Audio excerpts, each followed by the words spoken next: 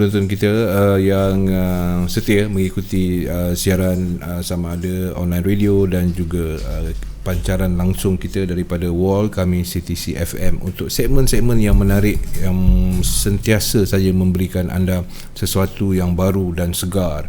Okey, kalau semalam bersama dengan Cikgu Aslan Hashim dalam bicara teknikal, sebelum tu kita ada doktor Cikgu Nonim, dan untuk hari Rabu kita akan bersama dengan Cikgu Yun CTC dalam bicara fundamental. So kalau anda dah bersedia, saya dah bersedia, Boboy pun dah bersedia, kita mulakan.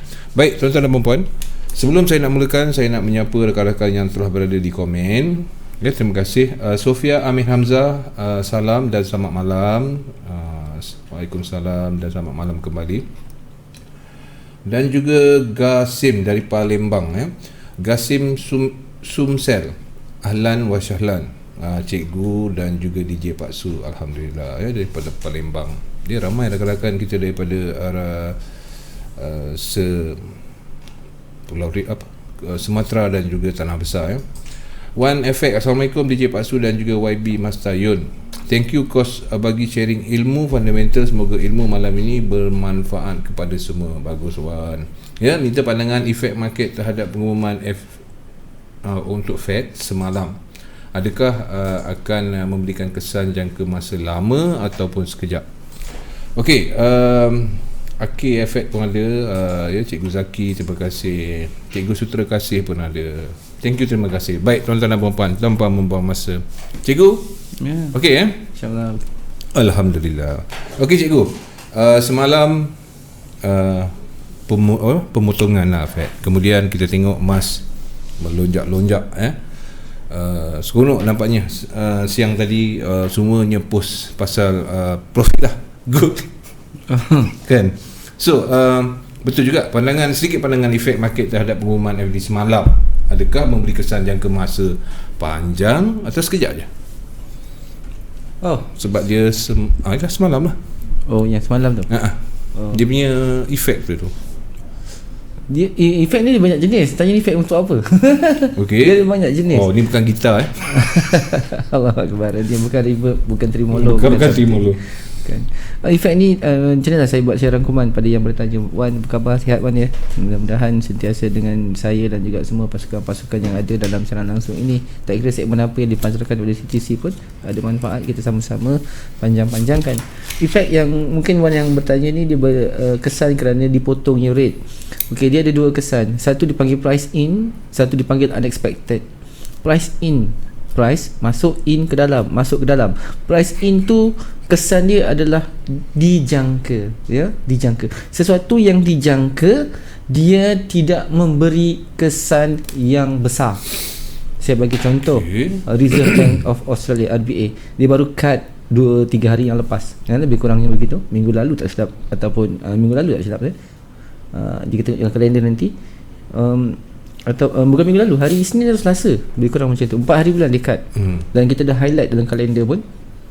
Kenapa bila dia potong Reserve Bank of Australia tu kejatuhannya tidak mendadak? Kerana apa? Kerana dia dah price in, dia dah memang dijangka, dan dia mesti dipotong setelah dia beberapa kali dia delay. Itu satu yang paling mudah. Jadi kesan yang dijangka, istilah price in ini, impak dia kecil, impak dia sederhana, dan dia memberi peluang kepada apa? Stock market untuk dibeli. Dan bila stock market dibeli ataupun indeks ASX 200 dalam Aussie dollar itu, contohnya yang paling senang, dia automatically mendapat bids. So ini sukar untuk menjatuhkan currency tersebut dalam keadaan yang segera, sukar. Dia perlu masa dan dia perlu circle kali kedua, cut baru dia jatuh teruk. Faham kan? Yang kedua tadi, unexpected ni dia ada maksud yang dikatakan sebagai tidak dijangka, atau dalam istilah emergency, kecemasan, atau dalam istilah suddenly dia potong. Kerana apa? Kerana ada satu perkara yang tidak boleh tidak dan mereka tak dapat nak elak. Contoh kebiasaannya adalah perkara yang belum ada jalan keluar. Contoh seperti corona, COVID-19, natural disasters, wabak. Di mana wabak ini seluruh dunia sekarang dah sepakat bahawa mereka perlu menyekat daripada semakin worse ataupun semakin dahsyat kesan dia dengan cara bagaimana untuk menyeimbangkan ekonomi, kerana banyak rakan dagangan di setiap negara dengan China terjejas teruk, termasuklah Amerika Syarikat juga sebenarnya, dan juga negara kita Malaysia. Okey, unexpected tadi yang saya katakan.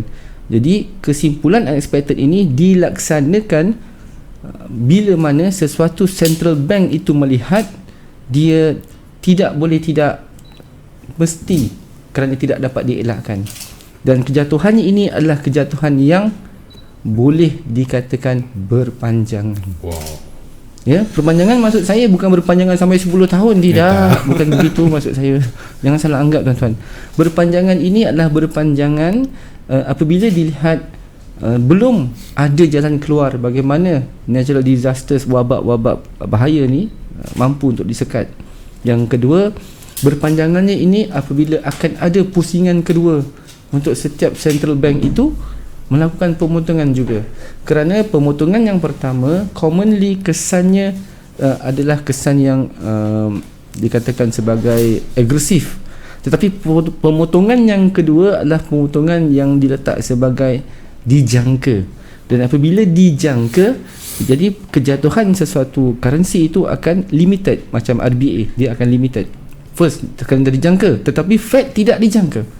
Fed kalau ikutkan jadual dia adalah pada 18 Mac nanti baru dia akan potong. Ni 18 hari bulan 3, tapi dah lebih awal dia potong. Oleh yang demikian, on paper unexpected untuk Fed, jangka masa yang lebih panjang saya katakan tadi, akan ada kesan kedua nanti di antara 18 hari bulan 3. Dan apabila ada jalan keluar untuk mengatasi masalah COVID-19 yang Amerika sendiri pun gusar kerana mengganggu import dan ekspor dan ekonomi, ini juga akan sedikit berpanjangan. Okey, dan bagaimana cara untuk dia menyekat dan berlaku penyusutan atas kegusaran ini? Ini adalah melalui setiap kejatuhan interest rate mesti asasnya adalah mencairkan keuangan.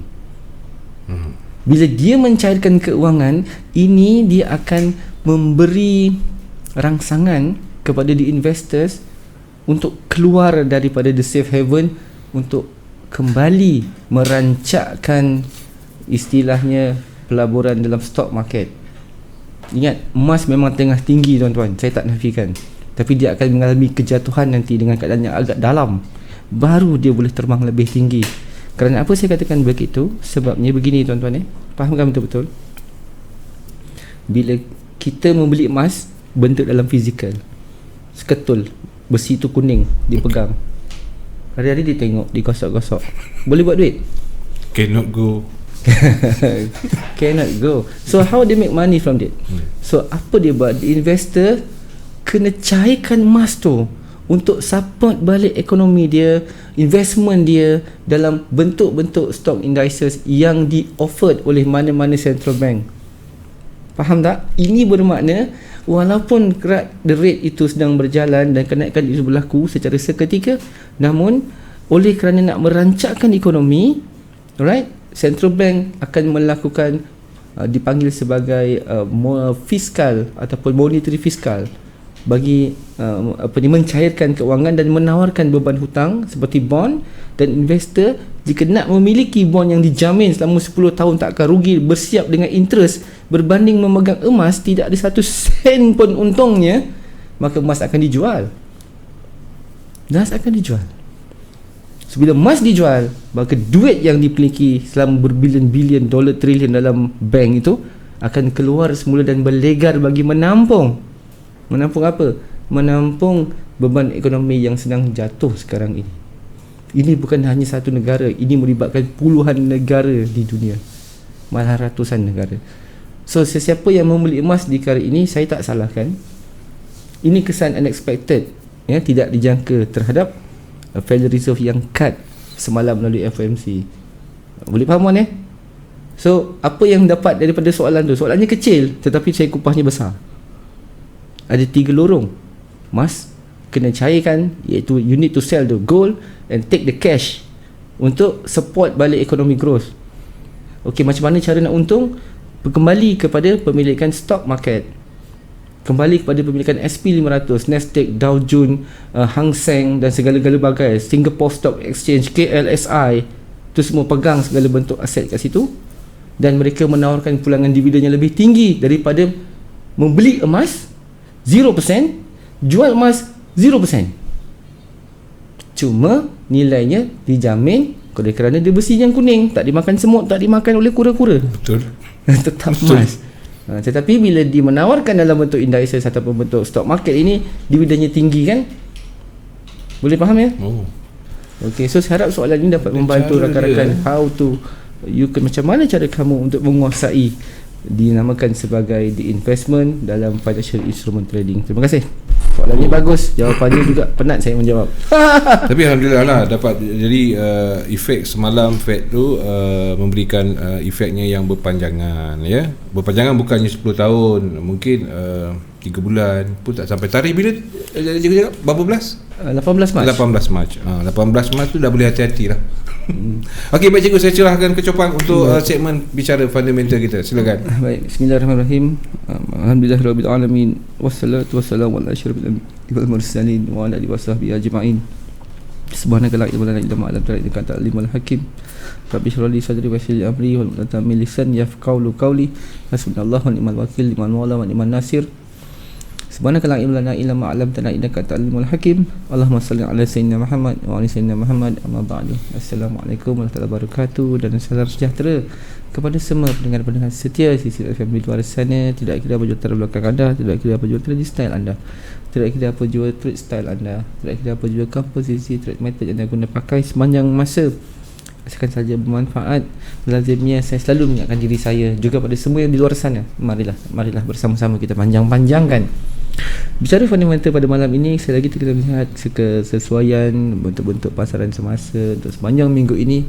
Dan maklum di awal permulaan bulan kita ada the king of data, non-farm payroll yang akan menjelma. ADV, NFP juga baru saja menjelma jam 9.15 malam tadi. Reserve Bank of Australia juga telah pun selesai urusan dalam cut the rates, price in berlaku, kan? Macam saya dah terangkan tadi. Soalan daripada sahabat kita Encik Wan, soalannya ringkas tetapi kupasannya alhamdulillah semampu yang baik saya untuk sampaikan. Dan kesannya bagaimana? Adakah Fed tadi dia kata perpanjangan ataupun tidak?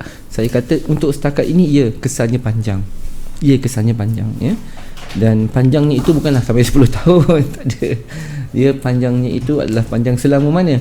Tiada garis panduan ataupun tiada bentuk confirmation bagaimanakah the COVID-19 mampu disekat. Puncanya COVID-19, puncanya bukan kerana isu ini sebab China tak nak dengar cakap mereka, ini kerana mereka banyak mesti nak dengar cakap Donald Trump menjatuhkan rate apa semua. Tak, it's all about the coronavirus.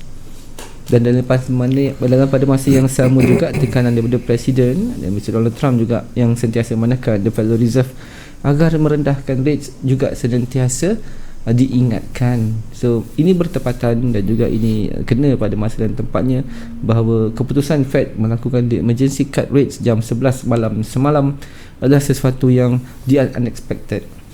Dan unexpected ini kesannya cukup lumayan jika dia berlaku, berbeza dengan perkara yang dah kita jangka dan kita nantikan. Alright? Okay, untuk kita tengok kepada jadual berkala kita pada hari ini, pada malam ini khususnya, dan kita ada melihat tentunya pada malam ini menantikan satu lagi rate statement daripada Central Bank, iaitu Bank of Canada, yang dijangka akan diumumkan pada jam 11 malam ini nanti, lebih kurang 15 minit daripada sekarang. Sesiapa yang trade USD CAD, CAD JPY, GBP CAD, CAD NZD dan segala-galanya CAD, hari malam ini juga adalah satu malam perayaan pada tuan-tuan semua, pada semua keadaan. Perayaan Nah, sebab Ladies Night malam ni semua datang bulan, tak ada. So, semua tuan-tuan je. Bila sebut perayaan ni maknanya wow, can make money lah sikit. Yes, and then kita tahu rate ataupun kadar bunga ataupun kadar interest bagi sesuatu bank pusat ini, dia melambangkan ataupun mencerminkan kestabilan kekuatan ekonomi negara tersebut. Jadi seperti Bank of Canada pada malam ini tidak juga terlepas daripada risiko seperti Federal Reserve malam tadi. Begitu juga dengan Aussie dollar pada 3 Mac yang lalu semalam, cash rate-nya juga tidak terlepas kan. Kita tahu dipotong sebanyak 0.25% kepada 0.50%. Dan yang terkini kita lihat di sini, Fed telah pun menukar daripada 0.75% memotong 0.50%, iaitu satu angka yang agak besar, kepada 1.25%. Saya meletakkan Fed mampu untuk memotong lagi sehingga 1.00%. Dia akan potong lagi. Saya meletakkan begini. Kerana apa?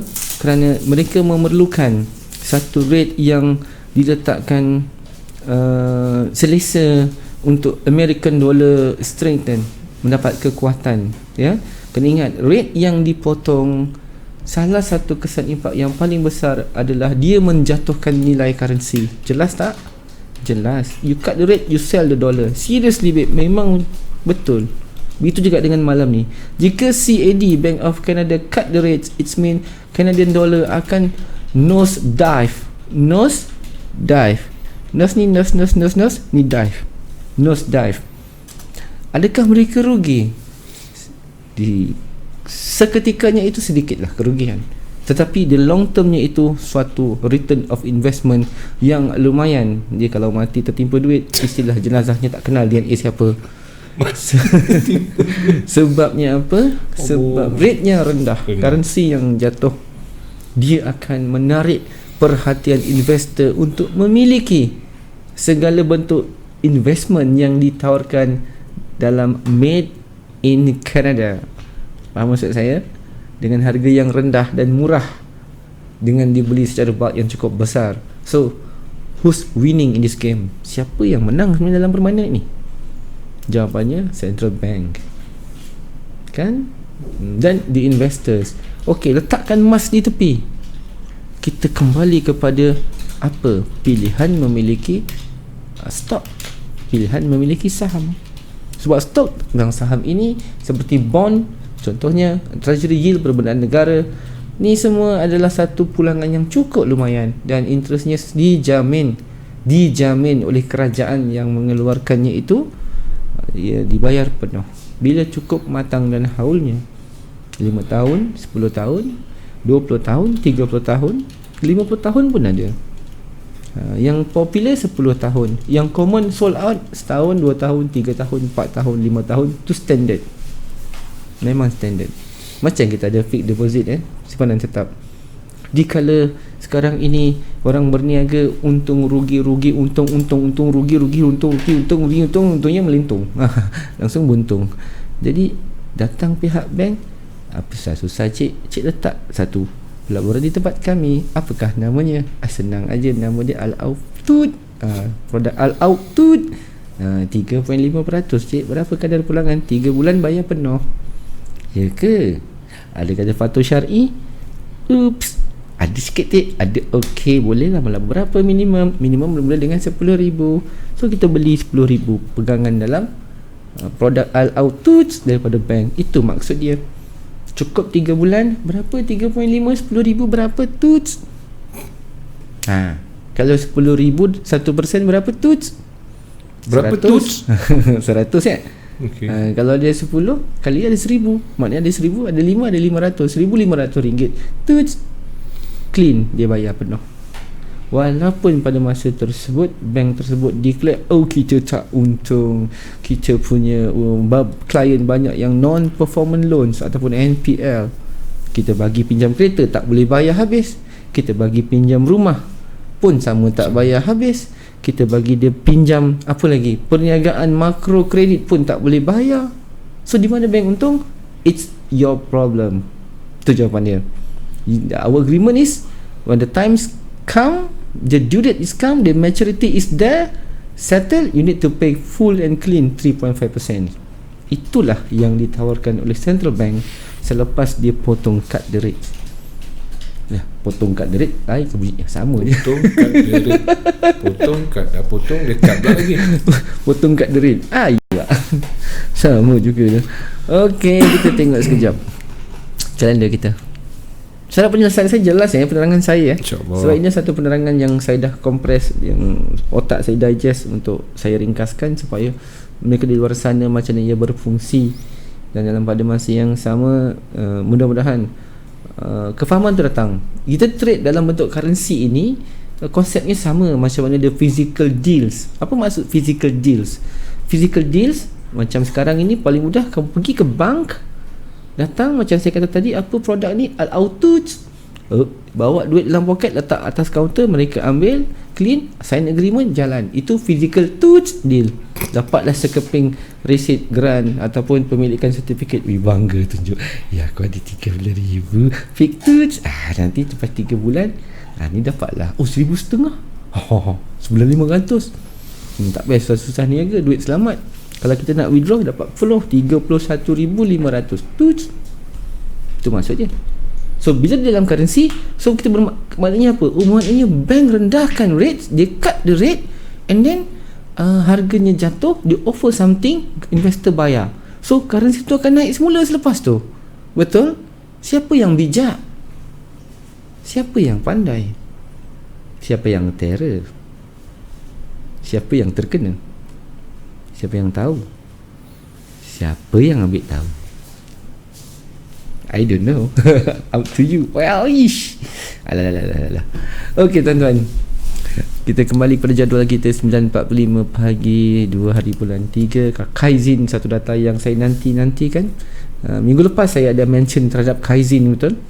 Dan Kaizen ini adalah satu data yang cukup kuat kesannya kepada RBA, pada Aussie dollar menyusut bacaan daripada 46.1 kepada 40.3. So ini akan merendahkan nilai Aussie dollar dan juga Aussie JPY.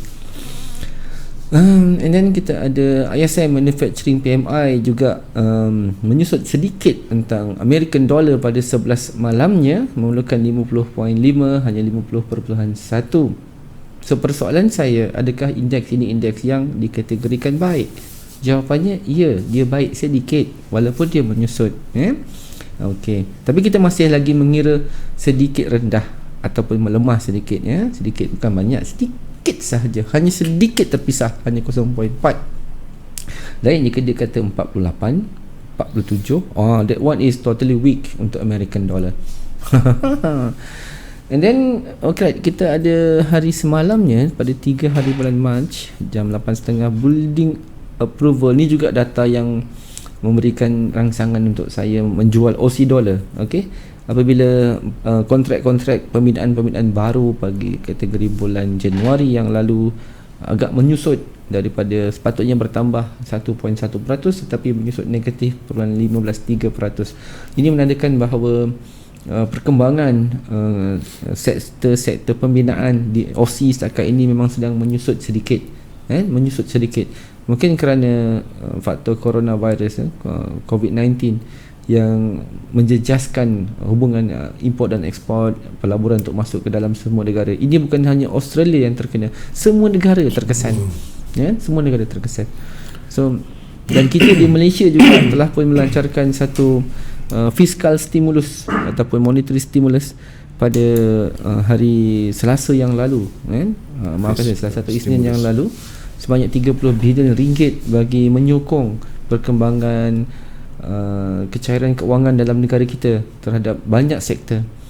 Dan kerajaan mengumumkan sepenuhnya 30 bilion ini berkuat kuasa dalam tempoh yang dekat sekarang ini, bagi merancangkan ekonomi dalam negara, sebab memang sangat terkesan. Saya tak nafikan. Okey, itu dalam negara kita. Kat luar kita tak tahu apa cerita dia. Okey, dan saya sangat berminat tentang G7 minggu ini sebab saya ikut perkembangan G7. Dan sebab kenapa saya minat G7? Sebab saya tengok chairman dia pada kali ini adalah Jerome Powell dan juga Stephen Mnuchin. Kerana kedua orang ni saya ikut sebab dia jadi chair dalam mesyuarat Government 7, the most powerful kerajaan in the world, sebelum dikecilkan lagi kepada G5 ataupun G3 nanti yang paling atas. Cash rate bagi Aussie dollar ia menguncup daripada 0.75, sasarannya 0.50, dan terbitnya memang di decreasekan, okey, dan ini menandakan bahawa DRBA akur bahawa mereka perlu merendahkan rate oleh kerana faktor-faktor tertentu. Kita lihat data mereka pun menyusut amat drastik ya. Dan Aussie dollar memang sedang naik sekarang tuan-tuan, tapi adakah dia akan dalam keadaan yang ascending, terus meningkat? Kita kena faham dulu. Dia meningkat kerana apa? Saya dah terangkan, kesan rate dipotong. Sama juga macam dolar. Dolar juga akan rally untuk uptrend selepas ini. Bila mana kejatuhan setiap currency menarik minat pemilikan dalam bentuk Standard Poor 500. Contoh yang paling senang, the basket of 500 stock yang terkaya di dunia berada dalam tu akan dimiliki secara berbondong-bondong. Caranya bagaimana? Cairkan emas, jual emas-emas yang ada, dapatkan balik wang tunai untuk dibeli semula stok-stok market ini. So siapa yang buy gold macam saya, pengsan, menahan je kerjanya. Siapa yang sell gold hari ni, untung banyak lah. Satu kali gerak lebih 100 pip, sekali naik 100 pip, pusing-pusing kat situ je. Pusing-pusing kat situ je. Itu je ke? Itu lah. Sabar je lah. Faham tak saya cakap ni? Sabar. Boleh faham Jika saya mengajar kat depan kelas, saya akan nampakkan macam mana macam mana cara kita nak baca dalam bentuk digesting secara implikasi ataupun implementkan apa yang data di depan mata untuk kita nampak. Sifat dia akan berlaku sebegini. Saya lebih suka macam tu. Ini dipanggil sebagai kriteria ataupun ciri-ciri. How the safe haven react. React ni maknanya apa? React, bertindak terhadap implement untuk memberi kesan kepada sesuatu pelaburan. Siapa tak sayangkan emas? Semua orang sayangkan emas kan? Gila tak sayang. Oh mama, Firaun bayangkan mati pun dalam keranda emas. Kunci je beribu orang pikul. Itu Firaun. Ya kan? Sampai ke tahap itu maksudnya. Tapi sekarang ini dengan dunia ekonomi yang mengatakan you're keeping the goals. Yes, I'm keeping the goal. As for what? Dia takkan boleh membuat apa-apa keuntungan pun. 0%. Better you memiliki stok. Tak handsome tak apa. Orang tu kata tak handsome tak apa. Tapi kalau saya dah tahu tak handsome tu, sedar lah diri, tak geti-geti. Macam pernah aku dengar kat mana Okey tuan-tuan. Okay. And then kita ada monetary policy untuk pound sterling. Dan untuk makluman bersama, kita tahu bahawa hari ini pound sterling, Bank of England dah mula memperkenalkan new governance yang baru yang akan menggantikan Mark Carney nanti bermula bulan Mac ke bulan April. Mark Carney akan tamat perkhidmatannya dan akan digantikan dengan governor yang baru. Alright. G7. Okay, saya mula ikut perkembangan G7 di awal sebelah pagi jam 10 dan saya mendapat makluman tu daripada BBC Broadcasting. Menarik perhatian saya adalah 7 buah kerajaan yang pada saya sepatutnya senang berbicara kan. Tapi I am the king. Are you also the king? Who are you? I am the king. You also the king. Semua kata dia the king. Apa kalau semua jadi king, siapa jadi kong? Saya cakap, rupanya belagak juga dia orang ni. 7 negara yang kaya, yang hebat. Ada Amerika, ada Perancis, ada England, ada Jepun dalam tu.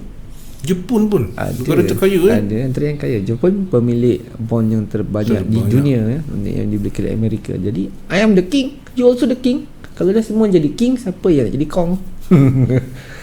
Mereka tidak bersetuju dan tidak mendapat kata sepakat untuk menyelesaikan masalah. Adakah perlu setiap negara, terutama mereka lah yang 7 ini, melaksanakan dasar fiskal yang baru? Apa itu fiskal? Saya kecilkan, monetary stimulus, rangsangan ekonomi. Okey. Okey. Saya cakap, saya tak tengok apa-apa. Depan tu cuma ada saya punya jadual parametri je. Rangsangan ekonomi. Apa maksud rangsangan ekonomi? Adalah menyuntik kembali dalam negara bagi merancangkan keuangan dan juga ekonomi dalam negara, KDNK mereka. Okey, adakah perlu? No jawapannya. No need. I don't think so. It's not the necessary time. Maybe later. We need to go forward after this. But we must to make sure what will happen and what is the rate now, apa masalah, the condition kena pasal COVID-19.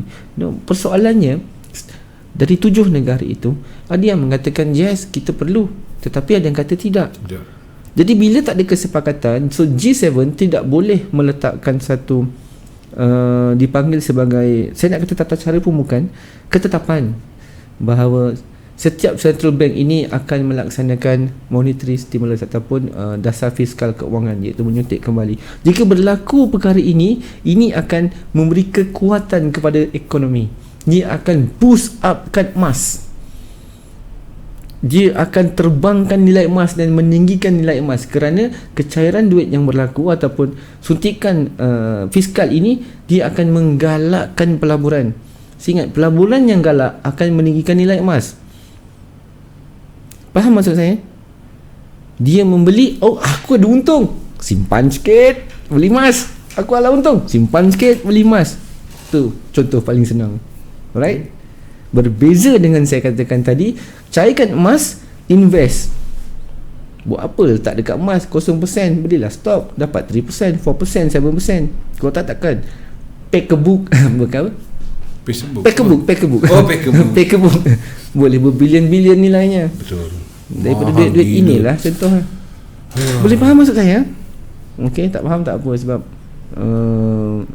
tak semua orang ambil tahu pun sebenarnya. Tapi itulah cerita dia. Okay, then and then ni dia Federal Open Market Committee.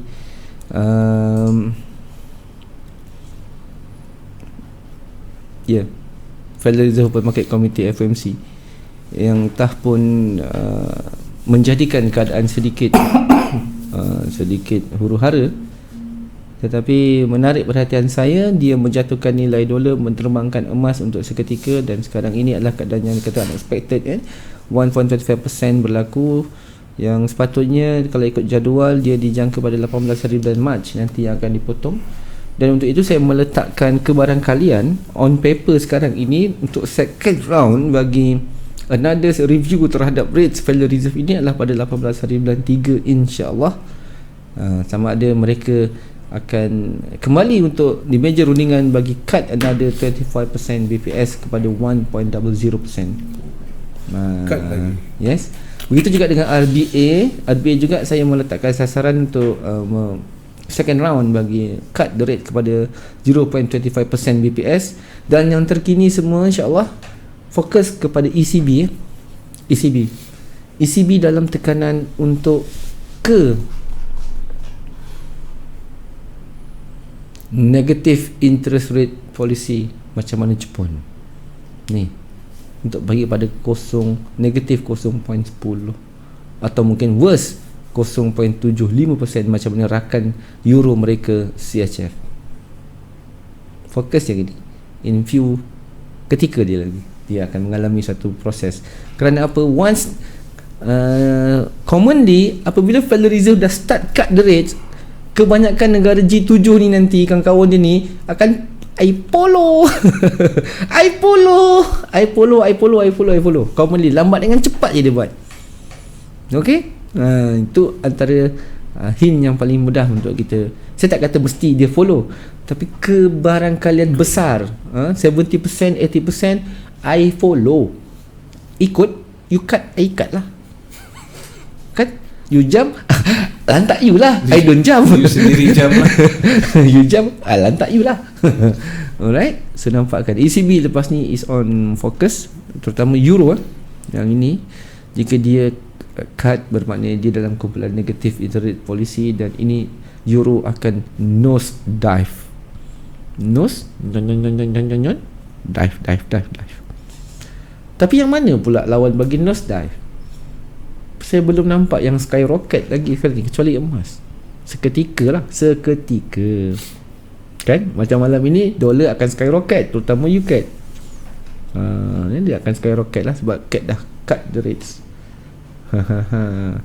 Okay. And then okay, ISM manufacturing indeks juga mencatat bacaan yang tinggi untuk dolar 57.3. Ini juga akan divekan CAD sekali lagi untuk lebih rendah, dan UCAD malam ni boleh jadi king of the kitut blur. Okay, cakap king of the game tu tak boleh lah kan, kitut blur. Alright, siapa yang buy UCAD tadi, terima kasih. Sebab saya tadi kena sindir. Sebab technical melihat UCAD perlu dijual, tetapi saya meletakkan UCAD mesti dibeli. Alhamdulillah malam ni berjaya dan ambil lah.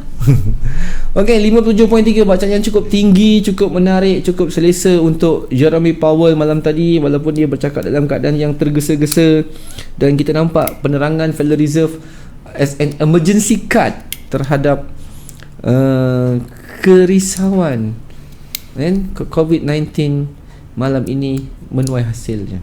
Sedikit demi sedikit data Amerika publish dengan cukup hebat dan solid. Kita tengok ADP non-employment change juga bacaannya cukup baik, daripada 170,000 kepada 183,000, meningkat kan.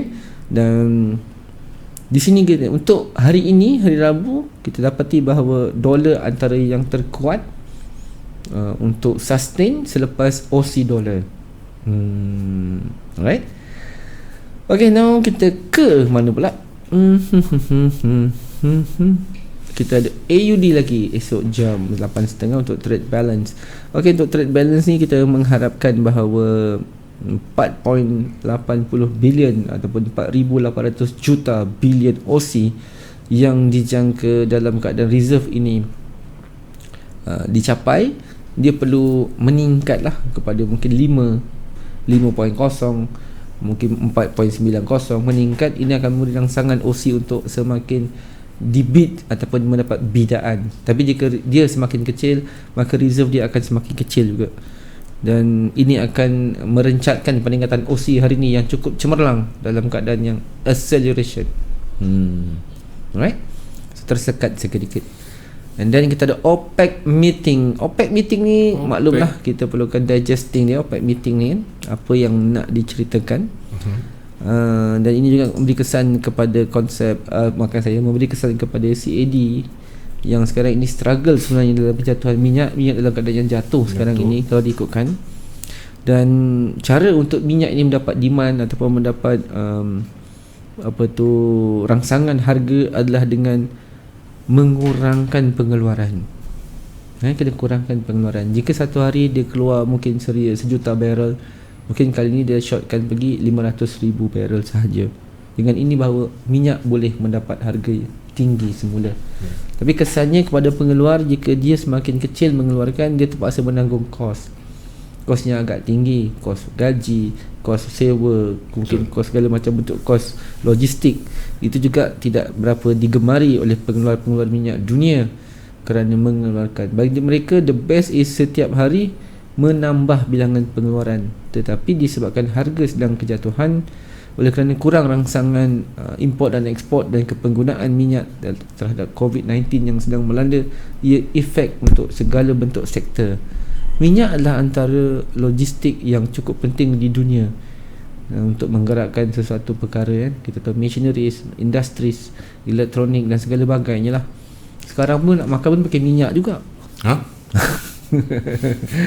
Yalah, minyak masak. Minyak juga. Itu bukan daripada dalam tanah. Sudah tukar kan itu.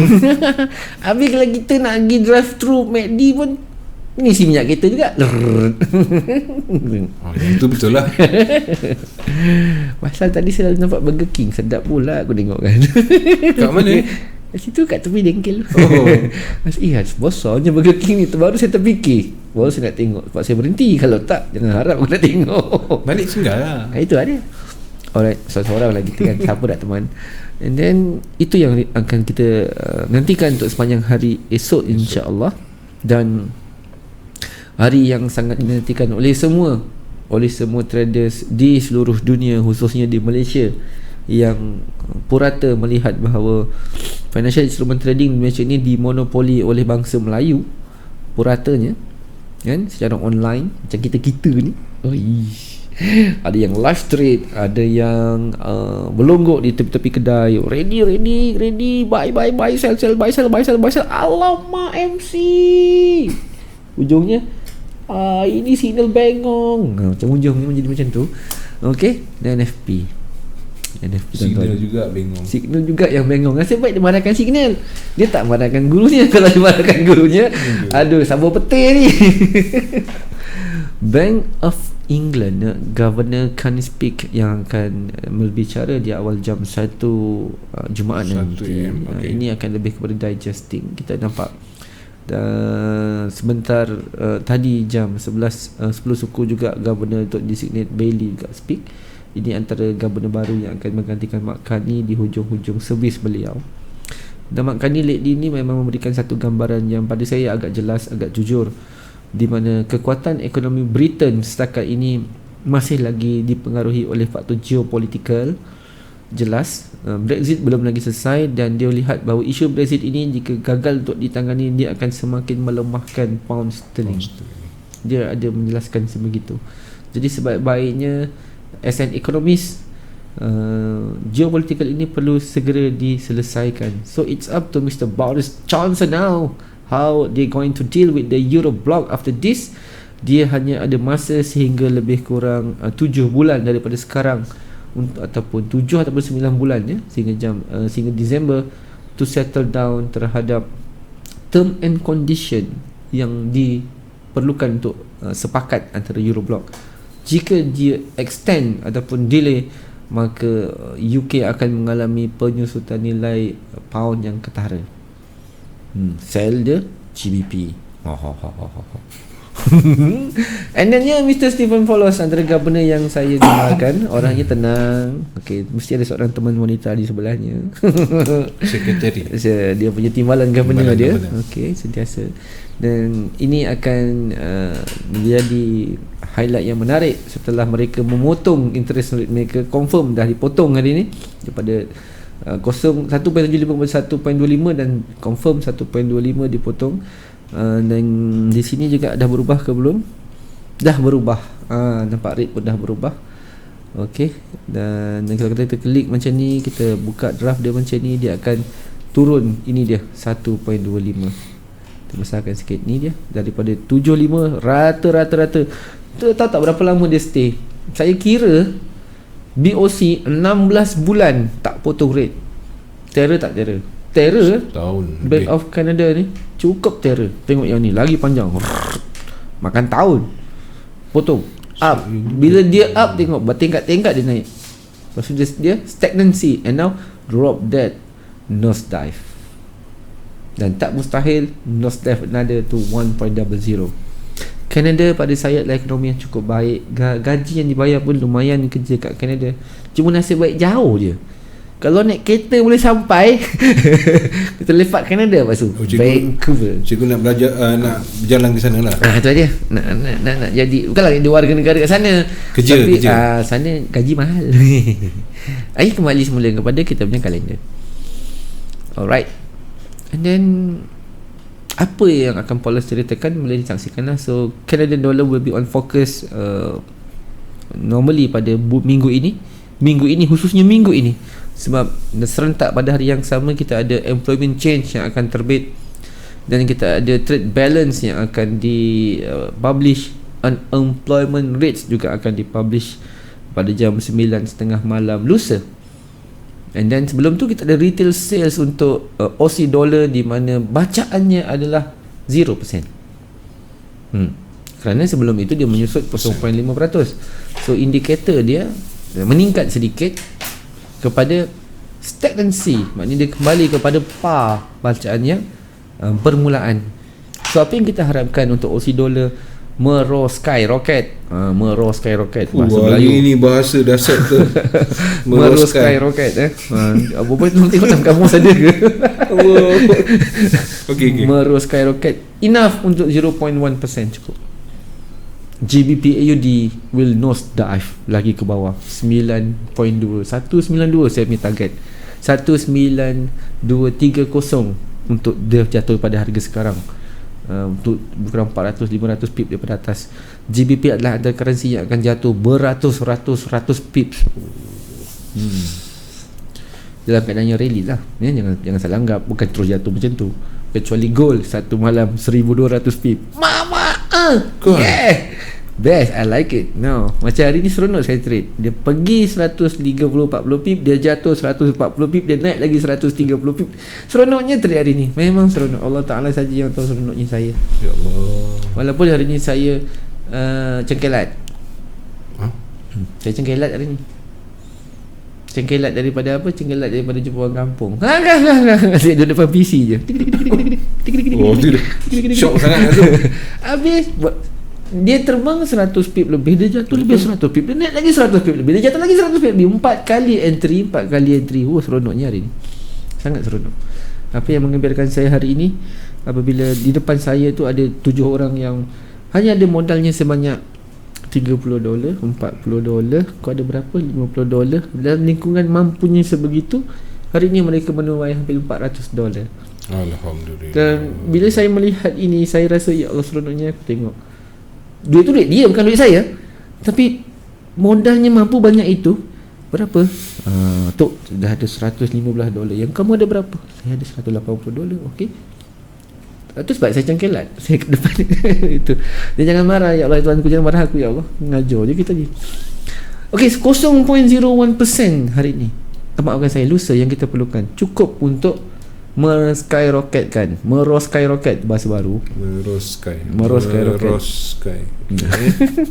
Saya cuba cari dalam kamus Dewan Bahasa. Itu sebelah pagi. Sebelah pagi. Okey, jadi kita akan tenang dulu untuk tempoh lebih kurang 6 jam atau 8 jam, dan kita kembali di sebelah malam selepas hampir 13 jam 8.30 pagi, 9.30 malam, 13 jam Pak Zul 12 jam setengah. Baru kita akan kembali kepada high impact untuk counter America Wall Street employment change. Alright, agak-agak tuan-tuan lah, 11,000 pekerjaan baru bermajikan yang dicatat pada Januari ni, bulan untuk Januari. Okey. Terhadap Canadian dollar berbanding fokus adanya 34,000. Besar ke kecil angka ni? 11 dengan 34. Rasanya besar ke kecil? Kita macam kita bagi dua lah, lebih kurang 50%. Besar hampir ni. Besar maksudnya. Pada saya Canadian dollar adalah ekonomi yang baik. Canadian dollar membayar gaji pun baik. Canadian dollar adalah antara pusat tumpuan harga minyak di dunia. Dan saya menyangkakan ada peningkatan terhadap employment change untuk Canadian dollar. Dan masa ini UCAD boleh dijual. Itu apa yang saya nampak lah setakat ini. Right? Tapi saya bukan ahli nujum, tapi apa yang saya nampak.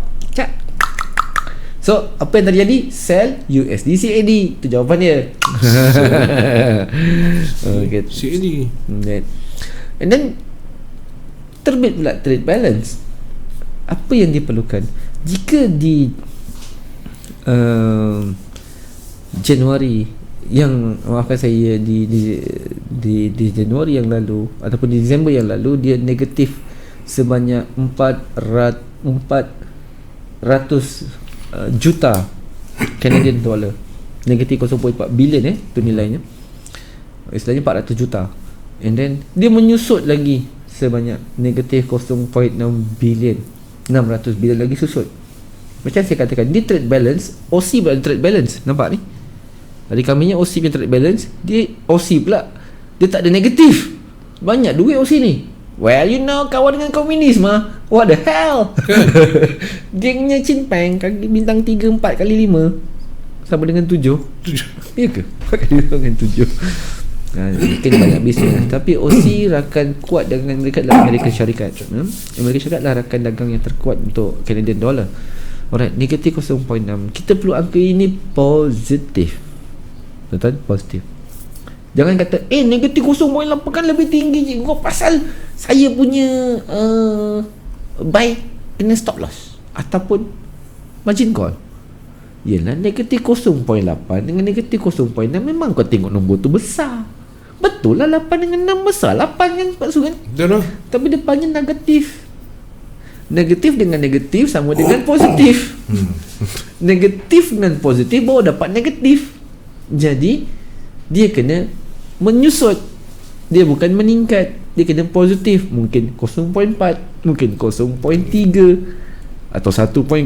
Memang terbang tinggi. skyrocket. Bahasa baru, skyrocket. Kalau tidak, nose dive. Saya suka cakap macam tu, nose dive, right? And then unemployment rates, ni satu data yang sebenarnya kadang-kadang dia buat saya gabra, kan? Kerana unemployment rates, data yang sentiasa orang pertikai sama dengan jobless, sama dengan you are unworking. Are you working? Yes, I'm working. Oh, and what company you working? Well, what Wild West, you know, Wild West ujungnya. Sebab apa? Sebab unemployed rates, benda yang tidak employed, dia ambil kerja dengan majikan, meningkat daripada 5.5 kepada 5.6. Satu data yang agak keras. Okay, ini akan terpengaruh dengan employment change kurang lebih, dan kita tahu bahawa Kanada dah pun melaksanakan pemotongan rates, bermula pada hari ini serta-merta. Dia effectless bermula segera dan seterusnya. Dan kita perlukan bacaan yang menyusut juga. Kita ingat employment change, kita perlukan dia meningkat, trade balance dia perlu meningkat, rates ini unemployed dia perlu menyusut 5.5 atau lebih rendah. Yang ini kau sell lah, you can, kau sampai penat. Tak cukup duit, depo. Tak boleh depo, tengok je lah MT4 tu. Tak boleh nak buat apa. Alright. Dan yang terakhirnya, the king of data, economic data dalam FIT kita ada average hourly earnings. Benar tak gaji juga. Non-farm employment change mencatat menyusut sedikit daripada 225,000 kepada 175,000 pekerjaan baru yang dicipta pada Januari 2020. Dan yang terakhir adalah masih data yang fungsinya sama, unemployment rates, juga bacanya 3.6. Yang ini stagnancy target dia, tiada peningkatan dan penurunan. Tapi jika dia menyusut pada 3.5%, maka skyrocketkan dolar pula terbang ke atas. Tak ada handbrake. Tak ada handbrake. Tak ada. Selagi mana dia boleh naik, dia akan naik. Dan menose dive kan siapa? Besi kuning kita. Kesian saya sebab saya tengah buy. Dah tutup ke belum? Saya pun tak check. Alright. Begitu juga dengan NFT. Jika dia sedikit menyusut 165 ke 150 ke, cukup untuk menose divekan dolar seketika. Dia juga dengan gaji kita, jika dia kekal 0.3 stagnancy, dia akan rally untuk merendahkan nilai dolar. The best is data gaji memang kena meningkat 0.4, satu figure yang agak besar. Dan sejarah tercipta adalah semasa Janet Yellen, 0.5 dia meningkat. Masih Yellen, I'm very happy, the American economic is going well, we are gaining so much good, and we always keep on track. Cara Yellen cakap ni dia kan suka sengih je, tangan dia suka macam ni. Janet Yellen, rindu pula dengan makcik tu. Biasa kita tak tahu raya rumah dia. Tahu dia tak dapat beraya lah kita. Dan itu satu perkara. Jadi tuan-tuan, akhirnya alhamdulillah kita dah selesai untuk bermula daripada 2 Mac sehingga kepada 6 hari bulan Mac.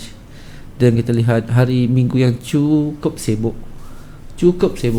tengok banyak traffic light merah. Dan boleh katakan hampir 4 bentuk currency utama dunia berada di sini. Kita ada AUD, kita ada GBP, kita ada CAD, kita ada USD. 4 currency utama dunia yang berlaku. Commonly dia akan ada 6 Dia ada Euro satu lagi, dia ada NZD satu lagi, dan dia ada CHF satu lagi. 6, 3, 4, 5, 7 kan saya 7. 3 lagi tak ada. Mungkin minggu depan mereka ada lah kot. Giliran mereka pula. Okey, selesai. Dan kita dah tahu bahawa untuk malam ini, sesiapa yang melihat USD CAD khususnya, anda dalam perhatian agak bercampur. Kita tahu rate dah dipotong, tetapi tiba-tiba dolar dalam keadaan yang cukup melecun tip-top, skyrocket kan keadaan dolar. Dan CAD juga menosedivekan diri dia sendiri kerana memotong. Ini bermakna UCAT pada malam ini is good for buying. Bye. Alhamdulillah. Siapa yang buy UCAT tadi petang anak-anak, $40 kamu tu besok withdraw ya. Jaya. Alhamdulillah 7 orang tadi, saya cukup gembira. Terima kasih. Okey, kita kembalikan pada Pak Su Tutoy. Saya rasa ada 3 minit dan saya rasa kita boleh habiskan Pak Su ya. Habiskan terus sebab lepas ni Pak Su Tutoy akan bertemu dengan Muhyiddin Yassin. Ya, ada mesyuarat besar ni. Mesyuarat besar. Diberitakan begitu sebab dia nak buat doa selamat naik PM katanya kan. PM tepi lah tapi. PM tepi. Okey, secara konklusinya saya membuat sedikit rumusan. Dalam sesuatu high impact, macam tadi rakan kita bertanya, soalannya baik, Cik Wan kita tadi tu sangat baik soalan itu. Soalannya ringkas, adakah jangka masa pendek, jangka masa panjang, kan? Dan saya dah jawab. Betul. Dan minggu ini pula bertepatan kita melihat ada 3 central bank yang melaksanakan pemotongan rate dalam minggu yang sama. Sangat sama. So kita ada RBA, kita ada Bank of Canada dan kita ada Federal Reserve. Dan untuk Federal Reserve, highlight tarikh ini 18 hari bulan 3, bahawa ini adalah pusingan kedua yang akan dibicarakan tentang situasi rate. Saya meletakkan American dollar berpotensi sekali lagi untuk dipotong rate-nya daripada bacaan 1.25 kepada 1.00. Potong lagi. Dan untuk Aussie dollar juga saya meletakkan sasaran dipotong kepada 0.25% sekali lagi, kan? Dan pada masa yang sama untuk bicara tentang RBNZ, saya juga meletakkan akan dipotong kepada 0.75% di masa di dalam Januari, April ataupun dalam bulan Mac nanti, Mei nanti untuk RBNZ. So ada beberapa hal impact yang cukup besar di sini untuk kita buat keuntungan yang mustahak. Kenal pasti macam mana impak apabila central bank melakukan pemotongan interest rate mereka. Siapa yang untung, siapa yang rugi, kita sama-sama lah kita tengok, InsyaAllah. Tahulah tuan-tuan. Baik tuan-tuan, setakat ini dulu saya pada UTC. Mudah-mudahan yang baik, yang lebih sempurna tentunya pada Allah SWT. Kekurangan saya, kekhilafan saya, mohon ampunan maaf, kerana apa yang berada di sini disebabkan sekiranya anda bersama dengan kami teguh di sisi anda. Aku lu qauli hadza wa astaghfirullahal azim wa lakum. Wabillahi taufiq wal hidayah. Assalamualaikum warahmatullahi wabarakatuh. Kembali di Pak Tutoy. Waalaikumsalam. Okey, ribuan terima kasih juga kepada semua yang telah pun memberikan perhatian kepada segmen ini. Ribuan terima kasih.